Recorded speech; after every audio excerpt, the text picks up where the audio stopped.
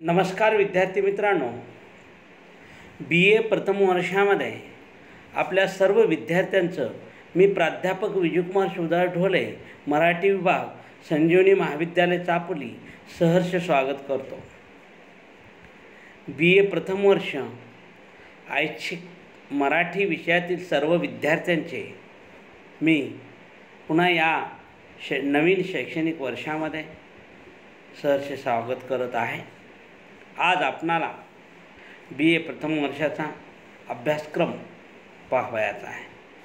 मी BA प्रथम वर्ष optional Marathi, ऐच्छिक मराठी पेपर फर्स्ट आणि पेपर थर्ड, अभ्यासपत्रिका पहिली आणि अभ्यासपत्रिका तिसरी अशी दोन अभ्यासपत्रिका प्रथम सत्रात आणि द्वितीय सत्रामध्ये शिकवित असतो, अध्यापन करत असतो। तर आज आपणाला BA प्रथम वर्ष मध्ये या नवीन शैक्षणिक वर्षामध्ये अभ्यासपत्रिका पहिली आधुनिक मराठी कथा वाङ्मय या पहिल्या अभ्यासपत्रिकेचा अभ्यासक्रम आपणाला आज पाहायचा आहे। या अभ्यासक्रमाची चर्चा आपण करणार आहोत, कारण या प्रथम सत्रामध्ये BA प्रथम वर्षामध्ये आपणाला कथा हा वाङ्मय प्रकार या पहिल्या पेपरसाठी अभ्यासक्रमाला ठेवला गेलेला आहे।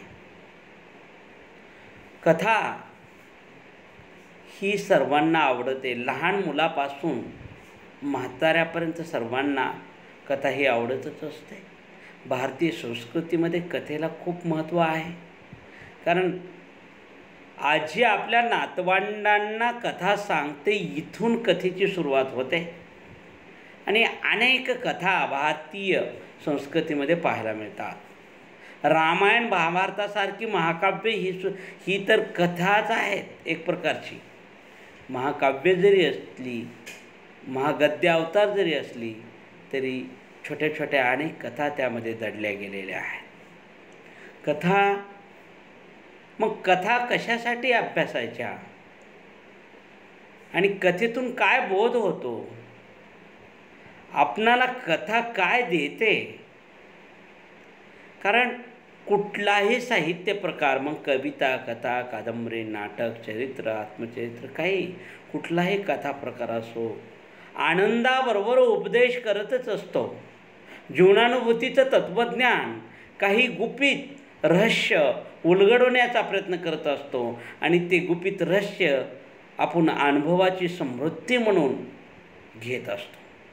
हा युवक आपण BA प्रथम वर्षाला आलेलो आहोत। सगळ्याच विद्यार्थ्यांना नोकरी लागेल याची तरी काय गॅरंटी आहे? शिक्षण हे चिरंतन आहे, निरंतर आहे आणि हे शिक्षण आयुष्यभर जीवनाची शिदोरी म्हणून आपल्या कामाला येत असतं।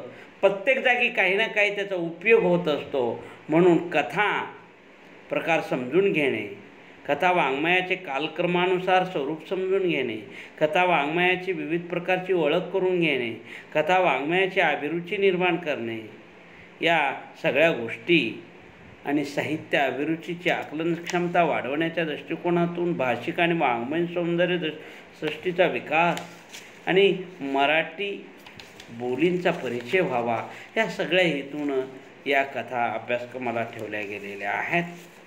आपणही एक कथा लिहायला शिकावी या हेतूनही या कथेचा अभ्यास करता येतो, किंवा एखादा कथेतलं तत्त्वज्ञान आपल्या जीवनाला कधीतरी उपयोगी पडत असतं। आज नाही उद्या, उद्या नाही परवा, कारण काहीतरी मोठी प्रेरणा कथेतून मिळत असते। साहित्य आनंदाबरोबर काहीतरी प्रेरणा देत असते, उर्मी देत असते आणि ती जीवनभर उपयोगाला येत असते। अशा पद्धतीनं कलाकृतीचं चित्रण त्या दृष्टिकोनातून महत्त्वाचं असतं। या ठिकाणी आपणाला 10 कथा अभ्यासक्रमाला ठेवल्या गेलेल्या आहेत आणि या 10 कथाशिल्प नावाच्या पुस्तकामध्ये त्या अभ्यासक्रमाला ठेवल्या गेलेल्या आहेत। या पेपरचं नाव आपण पाहिलेलं आहे आधुनिक मराठी कथा वाङ्मय। या 10 कथेचं थोडक्यात स्वरूप आपण स्पष्ट करू आणि प्रत्यक्ष कथेला नंतर एका एका कथेला आपण सुरुवात करू. पहिली कथा आहे अतिथी देवो भव. वामन चोरघडे यांची कथा आहे.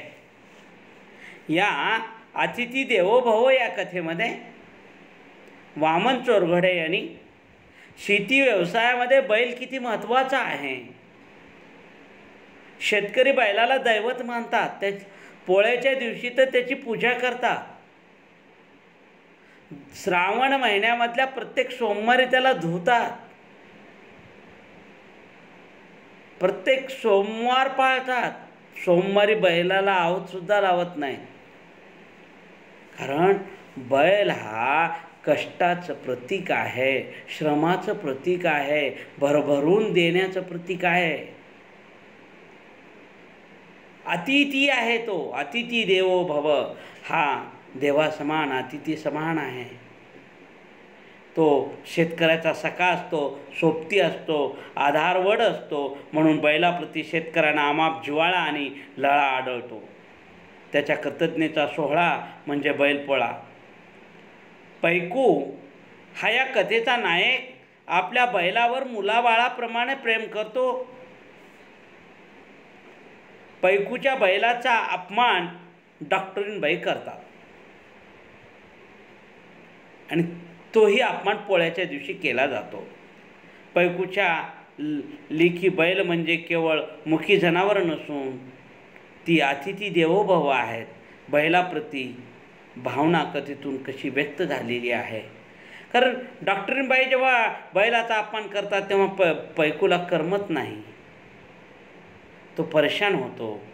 बायजा त्याची बायको असते, ती समजावून सांगते तुम्ही शांत बसा, पण त्याला बैलाला कोणी बोललेलं आणि पोळ्याच्याच दिवशी बोललेलं त्याला आवडत नाही. कारण तो आपला अतिथी आहे, देव आहे, कष्टाचं प्रतीक आहे. त्याच्यामुळंच आपण आहोत. आपण त्याच्या कष्टामुळे आणि आपल्या कष्टामुळे आपण खूप कमवलेलं आहे. म्हणून देव हे अतिथी आहेत आणि या बैल हे अतिथी आहे. तर या बैलाप्रती असणारा जिव्हाळा, प्रेमभाव या अतिथी देवो भव या कथेमध्ये आपणाला पाहावयाचा आहे. ती कथा कशा पद्धतीची आहे ते आपण नंतर पाहणार आहोत. पण काय नेमकं थोडक्यात सांगितलं ते मी थोडक्यात सांगितलं. दुसरी कथा आहे मोत्याचं पीक वि. स. खांडेकर. वि. स. खांडेकरांची ही एक रूपक कथा आहे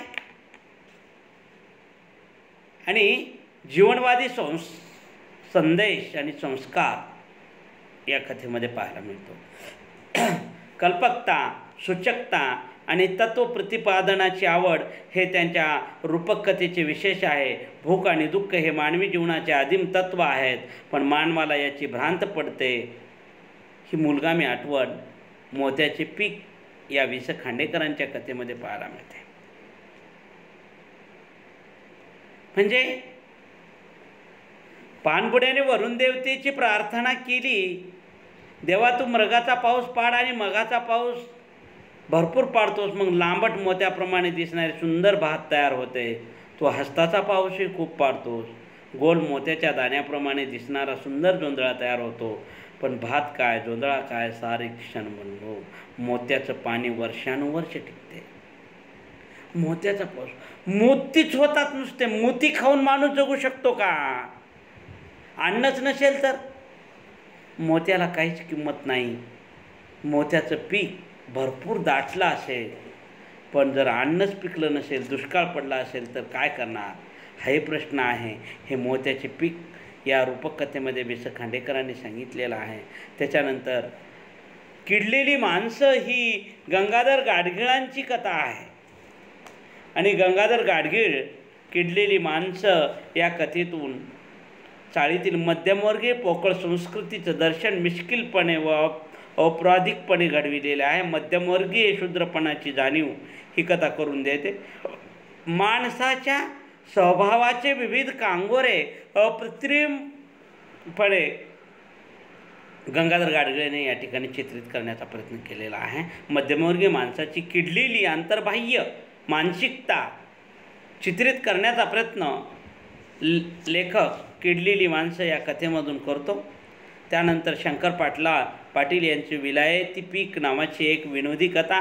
शासकीय यंत्रणेतील अधिकाऱ्यांची शेतीच्या मूळ प्रश्नाची फारकत झाल्यामुळे चांगल्या सरकारी योजनेचा बट्ट्याबोळ कशा पद्धतीनं होतो हे या ठिकाणी दाखवण्याचा प्रयत्न केलेला आहे आणि या दृष्टिकोनातून हे दाखवलेलं आहे.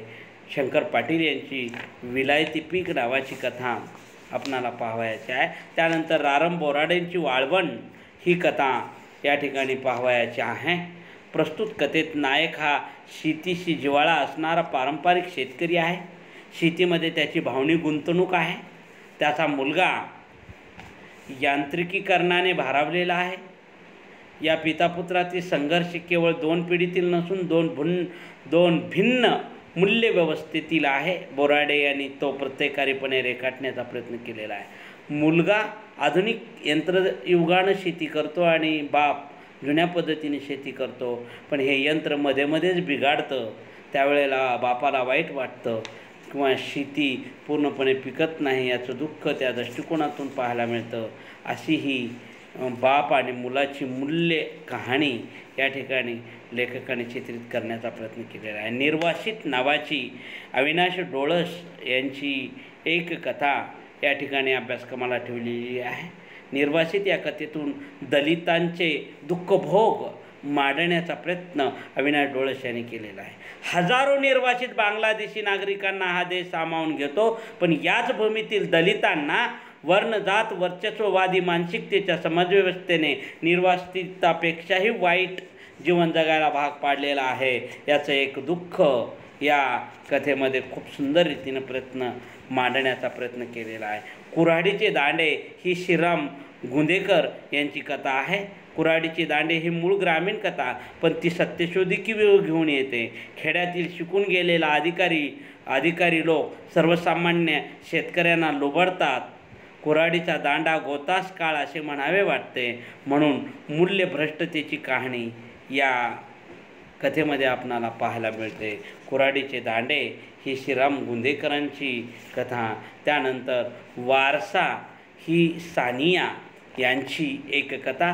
सानिया यांची कथा स्वतंत्र वृत्तीची असून मनाचे विविध कांगोरे उलगडत जाणारी वारसा कथा आहे. त्यांच्या नायिका समंजस, समजूतदार, स्वतंत्र विचार करू शकणाऱ्या आणि मानसिकदृष्ट्या धीराच्या आहेत.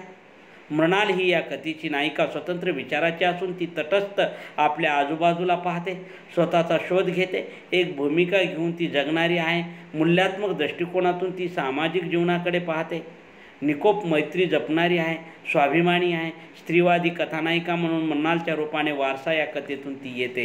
तीही कथा आपणाला पाहावयाची आहे. त्याच्यानंतर शुद्ध बीजापोटी ही रेखा बैझल यांची एक विज्ञान कथा. वैज्ञानिक जाणीवा रुजवीत कल्पित वास्तवातून आगामी काळातील संशोधनपर भाष्य करणारी ही कथा. हिमोफिलिया नावाच्या अनुवंशिक आजाराने ग्रस्त असणाऱ्या विवाहित नेहाला विज्ञानातील नवनवीन शोधप्रयोगामुळे मातृसुखाची प्रचिती येते. निसांत्वनास विज्ञानातील शोध कसे वरदान ठरतात याचा सकारात्मक संदेश ही कथा देत असताना प्रयत्न करते. त्यानंतर शेवटची बरकत ही साहिल शेख यांची कथा. बरकत ही भारतीय गरीब मुस्लिम कुटुंबाचे चित्रण करणारी कथा आहे. या कथेमध्ये रियाज आणि फातिमाचे कुटुंब कष्ट करून जगणारे आहे.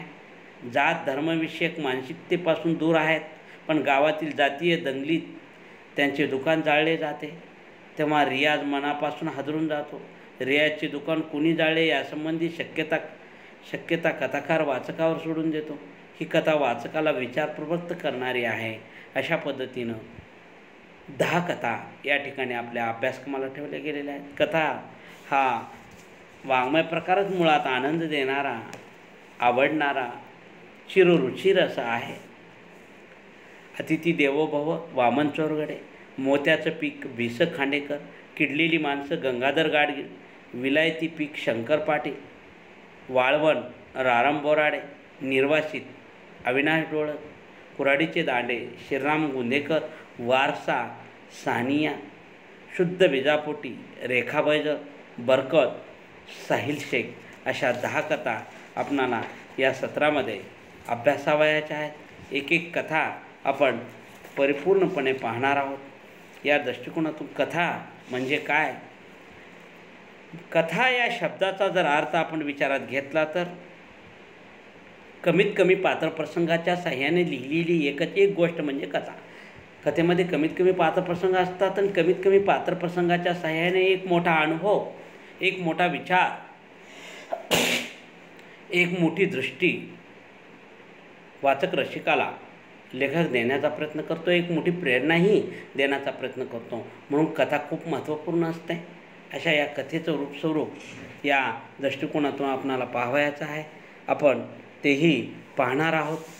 अशा पद्धतीनं कथा म्हणजे काय हे आपण पाहिलेलं आहे. यामध्ये हा सिलॅबस आपण पाहिल्यानंतर प्रश्नपत्रिकेचं स्वरूप आपण थोडक्यामध्ये पाहणार आहोत. प्रश्नपत्रिका अशा पद्धतीची असेल की 75 गुणाची प्रश्नपत्रिका असेल. अंतर्गत CA प्रत्येकी 2 प्रश्न 10 गुणासाठी, गृहकार्य आणि चर्चासत्र 15 गुणासाठी, असं 35 गुण आणि 40 गुणाचे 15 आणि 10 असे 3 प्रश्न असतील. 15 गुणाचे 2 प्रश्न आणि 10 गुणाचा 1 प्रश्न असे 3 प्रश्न 40 गुणाचे असतील. अशा प्रकारे प्रश्नपत्रिकेचं स्वरूपही आपण पाहिलेलं आहे. इथं आपण थांबू. धन्यवाद. बाकीचा भाग उद्यापासून पाहू.